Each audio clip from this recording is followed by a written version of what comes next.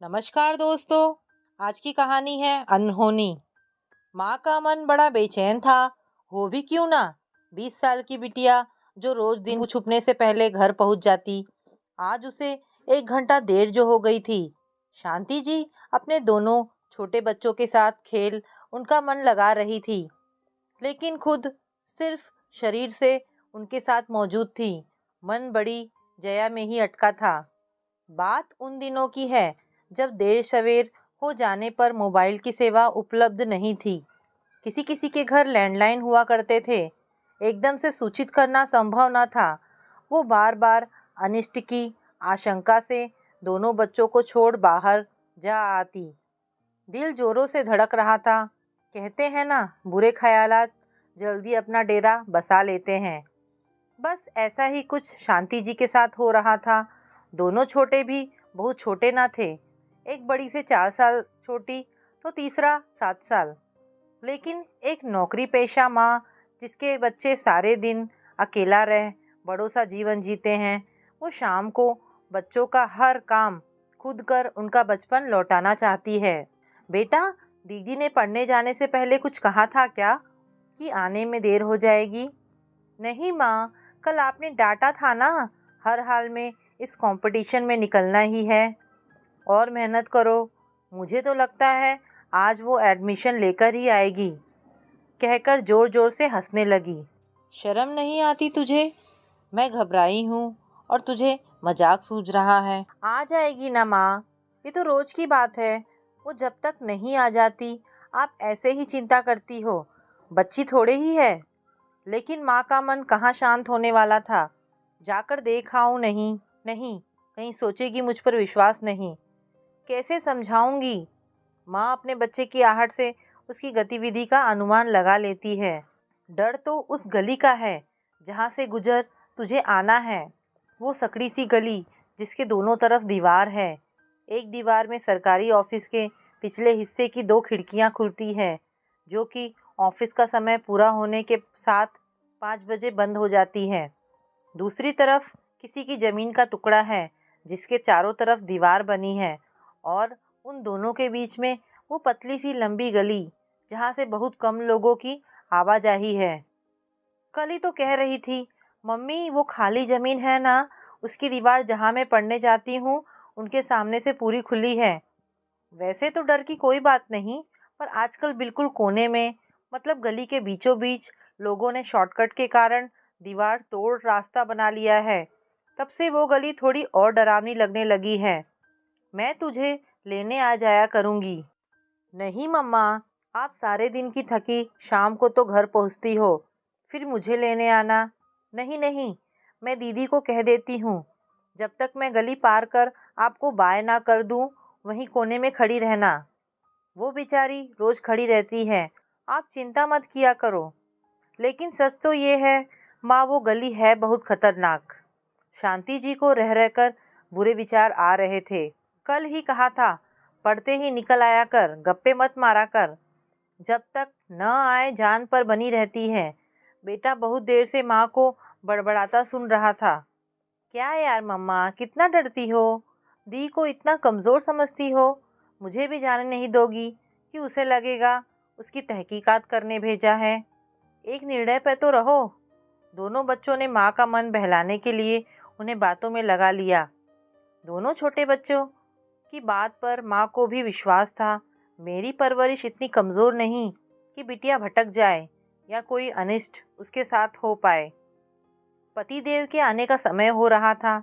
शांति जी शाम के खाने में व्यस्त हो गई। आज आई तो डांटूंगी ज़रूर। समय पर निकल आया कर, ये इतनी देर तक रुकना सही नहीं है। थोड़ी देर में सब अपने में व्यस्त हो गए। 2 कमरों के सरकारी मकान में हर जगह मिल बांट कर इस्तेमाल की जाती है। दोनों बच्चे अभी आधा घंटा फ्री थे तो कैरम का आनंद उठा रहे थे। टिंग टोंग टिंग, घंटी आगे बजने ही वाली थी कि माँ पल्लू से हाथ पोंछते हुए दरवाज़ा खोलने चली आई। कितनी देर कर दी, 1000 बार समझाया।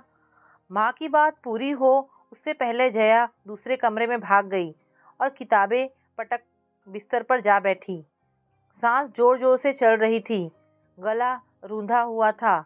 माथे का पसीना किसी संघर्ष की कहानी कह रहा था। क्या हुआ? कुछ बोल। बोलती क्यों नहीं? कहाँ रह गई थी? गली में किसी को खड़ा किया था? क्या बात है? घबरा क्यों रही है? माँ, कह रोते हुए लिपट गई। शांति जी इतना घबराई हुई थी कि उसके हाथों को छुड़वाते हुए बोली, क्या हुआ? अरे कुछ तो बोल। मम्मा, वो गली में लड़का। क्या हुआ? गली में कौन लड़का? घबराई हुई जया के मुंह से शब्द नहीं निकल रहे थे और शांति जी उसके बोलने से पहले तमाम प्रश्न आगे से आगे रख देती। रखती क्यों नहीं? माँ का कलेजा है। बेटी को इस हालत में देख चुप कैसे रहती? माँ, उस गली में वो आदमी मुझे पकड़ा, मैं नीचे गिरी।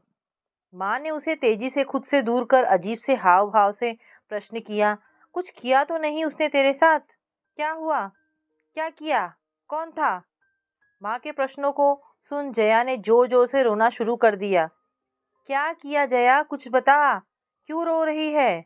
क्या किया उसने तेरे साथ?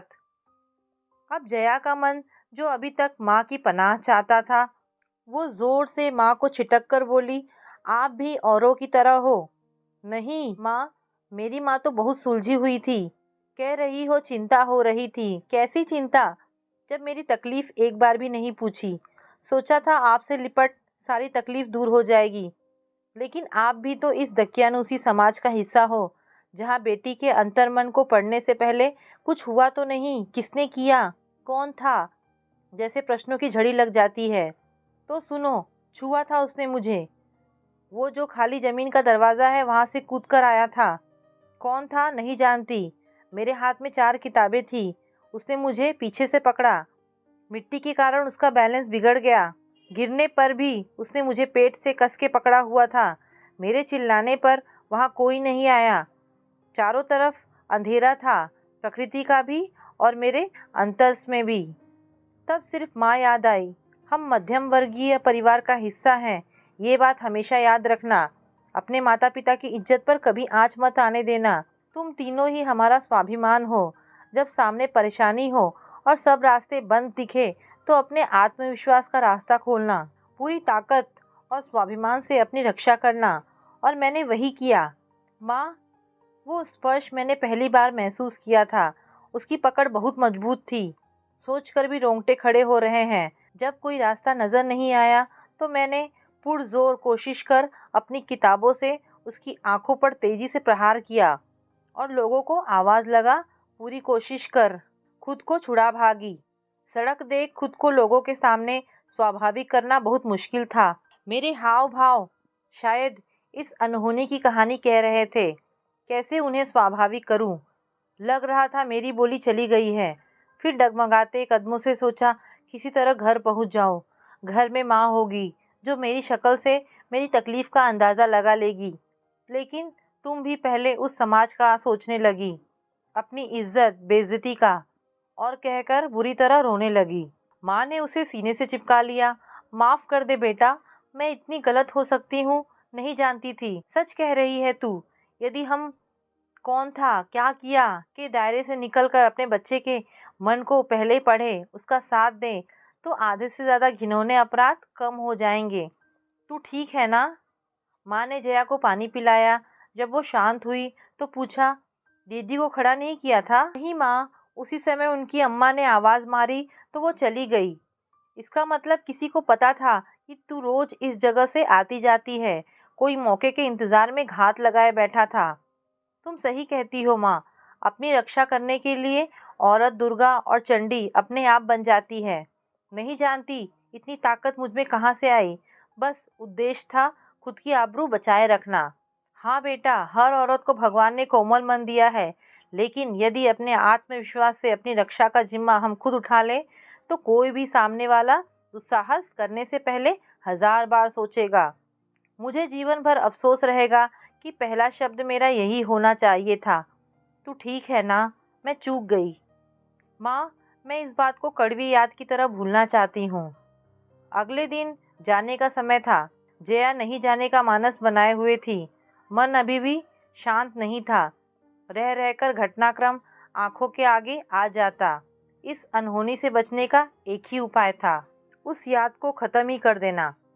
टिंग टोंग दरवाजे की घंटी सुन छोटी बहन ने दरवाज़ा खोला। माँ, आज इतनी जल्दी? दी गई नहीं जा रही माँ।